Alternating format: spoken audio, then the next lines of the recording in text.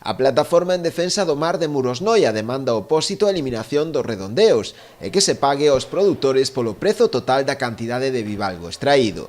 Dende Plademar denuncian a perda de ingresos que supoñen estes redondeos, agravada máis se cabe nestas datas con cupos moi restrinxidos e moi pouco marisco de primeira. Se eliminen os redondeos porque agora mesmo cos topes que temos de captura, sobre todo queixas a xente da pé, que son 3 kilos nada máis, e claro, ao chegar ás máquinas están redondeando ahora mesmo hasta que non chegas ao medio kilo, hasta que, tanto de primeira como de segunda categoría, entonces claro, si tes 300 gramos de primeira, non computan, non chos pagan.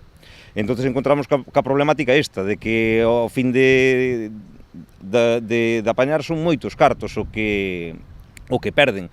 E ao mesmo tempo tamén se queixan porque claro, si traes 3 kilos, que é o cupo, chegas ás máquinas clasificadoras e hai veces que che dá medio kilo a pagar, porque as outras quedan no medio das categorías, quedan polo camiño. Para Plademar, a alternativa do opósito de abrir unha nova categoría denominada berberecho de pesa, que non pasa pola clasificadora, tampouco é a máis axeitada, xa que ao mesturarse distintos calibres de marisco, baixa a súa cotización. Eles propuxeron o tema da pesa, de abrir a pesa, que ahora mesmo están a abrir un sistema que é a pesa, o berberecho vai todo xunto, entonces pésase e entonces dache os kilos xustos.